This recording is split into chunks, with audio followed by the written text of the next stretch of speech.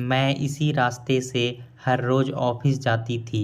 एक बूढ़ी अम्मा ने कहा, भगवान के नाम पर कुछ दे दे बेटी। कहा, 2 दिन से कुछ नहीं खाया की नज़र उस बूढ़ी अम्मा पर पड़ी तो वह सिहर गई।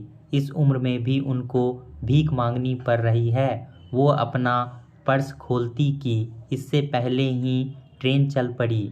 लोकल ट्रेन से वो रोज इसी रास्ते से अपने ऑफिस जाती है। यूं तो स्टेशन पर काफ़ी भीख मांगने वाले रहते हैं, पर इस बूढ़ी अम्मा को देखकर उसे विश्वास नहीं होता था कि ये भिखारन है। पर जब भूख बर्दाश्त ना हो और पास में खाने के लिए नहीं हो तो कोई दूसरा चारा नज़र नहीं आता है। अर्चना पूरे रास्ते उस बूढ़ी अम्मा के बारे में सोचती रही और दिन भर ऑफिस में पूरा हो गया। शाम को जब वो लौटी तो स्टेशन पर फिर से वो ही दिखाई दी। अर्चना उनके पास गई तो उनकी आंखें बुझी हुई थी। यूं लग रहा था कि जीने की कोई उम्मीद नहीं बची हो। बस जिंदगी काटनी है, इसलिए जीना है। उम्र करीब 80 साल, चेहरे पर अनुभवों की झुर्रियाँ, मैली कुचली साड़ी, पर इन सब से हटकर भी वो कुछ अलग लग रही थी। किसी अच्छे घर की महिला ही नजर आ रही थी। पता नहीं कौन सी ऐसी मजबूरी है। अर्चना ने वहीं खाने बेचने वाले से एक प्लेट ले ली जिसमें 4 पराठे और आलू की सब्जी थी।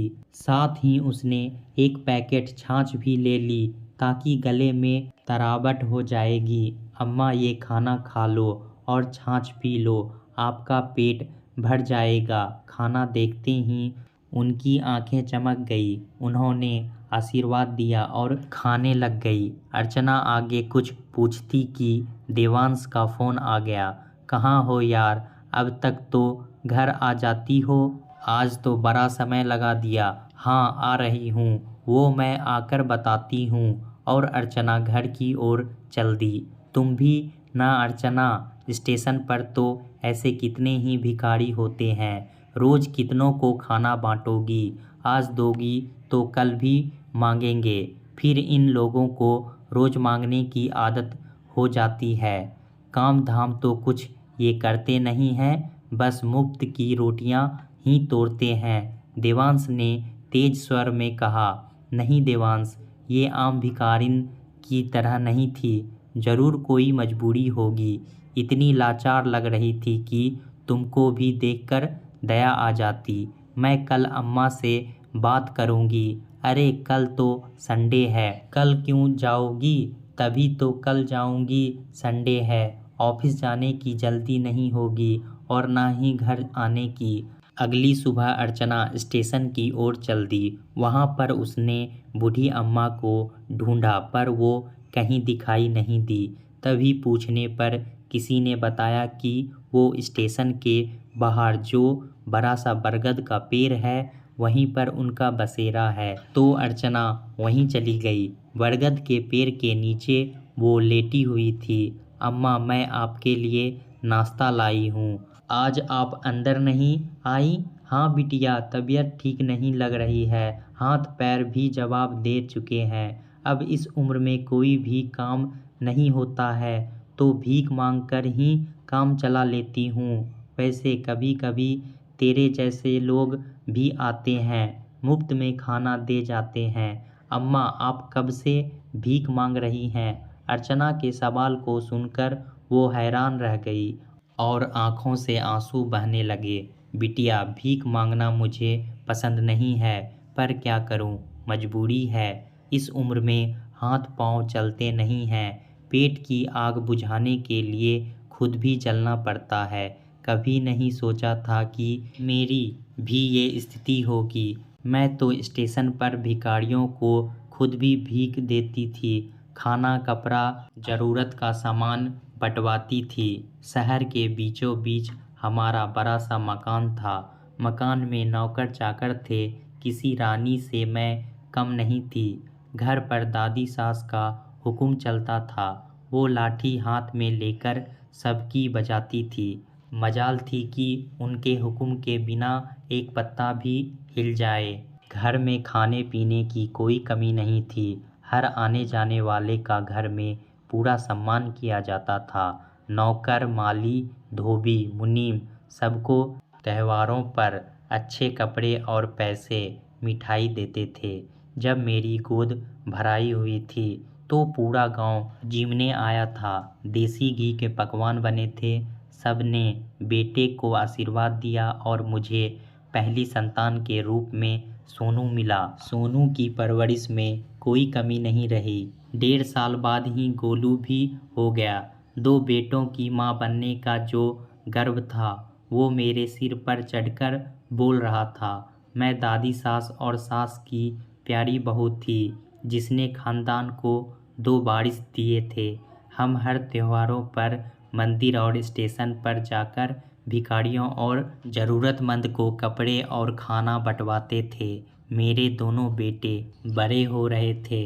पति विरासत से मिला व्यापार संभाल रहे थे। घर में साक्षात अन्नपूर्णा का वास था। दोनों बेटों की अच्छे से परवरिश हो रही थी, पर वो ज़्यादा धन देखकर बिगड़ने लगे थे। पढ़ाई से जी चुराकर गलत संगत में फंस गए थे। दोस्तों और यारों में पैसा लुटाने लगे थे। घर में उनको डांटा जाता था, पर मुझे सुनाया जाता था कि मैं माँ होकर बेटे का ध्यान नहीं रख पाती हूँ। दादी सास पोतों की चिंता करते करते चली गई और सास ससुर का संसार से मन उठ गया तो वो धार्मिक स्थल में जाकर रहने लगे। हमने समझाया कि दोनों की शादी तो कर जाओ, पर वो बोले जब पोत बहू आए तो मुंह दिखाने आ जाना। अब इतने बड़े घर में हम 4 लोग रह गए थे।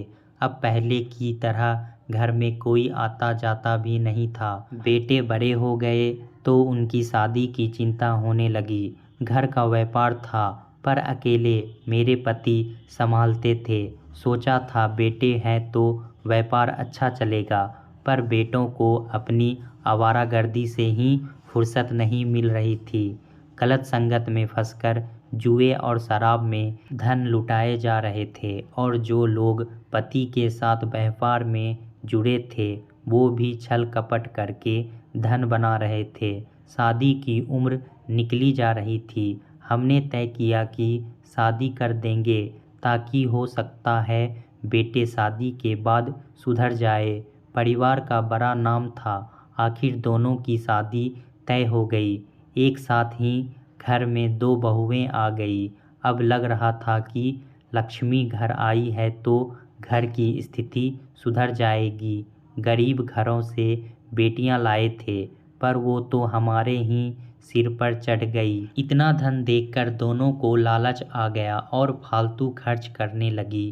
पहले तो हम बेटों से ही परेशान थे, पर अब बहू भी नकचढ़ी आ गई थी। वो भी अय्याशी में कम नहीं थी। महंगे कपड़े, जेवर खरीदने और सैर सपाटे में लग गई थी। मेरे पति व्यापार और मैं घर-बार संभाल रही थी। दोनों देर तक उठती नहीं थी और रसोई में पैर नहीं रखती थी। मेरी हालत देखकर पति ने बेटों को कई बार समझाने की कोशिश की, पर वो समझे नहीं। ये चिंता करने लगे और एक दिन अचानक इनकी तबीयत बिगड़ी और मुझे संसार में छोड़कर चले गए। इनके जाने के बाद भी बेटों की नींद नहीं खुली। 2-2 बच्चे हो गए, पर व्यापार संभाला नहीं गया और उसमें नुकसान होने लगा। एक दिन ऐसा आया कि कर्जदारों की भीड़ सिर पर आकर खड़ी हो गई। दोनों बेटों को तब होश आया जब तक सब कुछ नष्ट हो चुका था। अब घर में लड़ाई झगड़े शुरू हो गए। दोनों बहुएं रोज मायके जाने की धमकी देती और घर में भी पैसों की भारी तंगी हो गई थी। वो कहते हैं ना, विधवा माँ सबकी आंखों में खटकती है। मैं विधवा थी, कोई सहारा नहीं था, तो दोनों बेटे व बहू कुछ भी सुना देते। मेरे खाने पीने में कटौती करने लगे थे। उन्हें लगता था कि अकेली इस माँ का बहुत खर्चा हो जाता है। अब रोज मुझे कोसा जाने लगा। मेरी वजह से दोनों कहीं ढंग से काम नहीं कर पा रहे हैं। घर में विधवा हो तो बरकत भी कम होती है। यही सोचकर बहुएं भी मुझे ताने देने लगी थी। मुझे कुछ समझ नहीं आ रहा था कि मैं क्या करूं।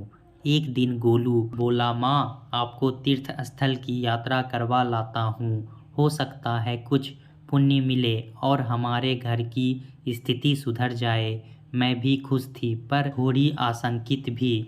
आखिर ऐसी गरीबी में तीर्थ यात्रा करवाने की क्या सूझी। फिर भगवान का ही फैसला मानकर मैं तैयार हो गई। जिस तीर्थ स्थल जाना था वहाँ से 2 स्टेशन पहले गोलू मेरे लिए पानी लेने को प्लेटफॉर्म पर उतरा था। पानी तो लाया नहीं और खुद भी नहीं आया। ट्रेन चलने लगी और मेरे पास 1 रुपया भी नहीं था। स्टेशन जाकर गाड़ी रुक गई। मैं नीचे उतरी और अपने बेटे को देख रही थी पर वो नहीं आया। स्टेशन पर ही सुबह से शाम हो गई। पास में पैसा भी नहीं था और भूख भी लग रही थी। कुछ नहीं सूझा। 1-2 दुकानदारों को अपनी आपबीती सुनाई पर किसी ने भी मुझे खाना नहीं दिया। मैंने कहा, मुझे उधार दे दो, मेरा बेटा 1-2 दिन में लेने आ जाएगा। तो सब हंसने लगे। अम्मा तुम बहुत भोली हो, तुम्हारा बेटा अब कभी नहीं आएगा। वो तुम्हें यहाँ छोड़ गया है। तुम्हारे साथ रहना उनको भारी लग रहा था। मुझे विश्वास नहीं हुआ। 9 महीने जिस बेटे का भार उठाया, खून से सींचा, आज उन्हीं बेटों को माँ भारी लगने लगी थी। बस तब से बेटों का इंतजार करना छोड़ दिया है। अब तो यही स्टेशन पर भीख मांगकर गुजारा कर लेती हूँ और भगवान का नाम जप लेती। बूढ़ी अम्मा की कहानी सुनकर अर्चना की आंखें भर आई। सच है, सब जानबूझकर भीख नहीं मांगते हैं, कुछ लोग मजबूर भी होते हैं। अर्चना घर पर आ गई, अपनी बूढ़ी अम्मा से मिल आई। कोई कहानी सुना दी होगी। हाँ देवांश, ऐसी कहानी जो अंदर तक मन को झकझोर देती है। बेटों से माँ का भार ना उठाया गया तो वो उन्हें स्टेशन पर छोड़कर चले गए। मैंने कहा, बूढ़ी अम्मा आप अपने घर का पता दो, पर वो मुकर गई। वो अब ना बेटों के साथ रहना चाहती है और ना ही उन्हें सजा दिलानी चाहती है। वापस भी जाना नहीं चाहती। जब बेटों ने मेरा त्याग कर दिया तो मैं क्यों उनसे मुँह रखूं। पत्थर की बन गई है।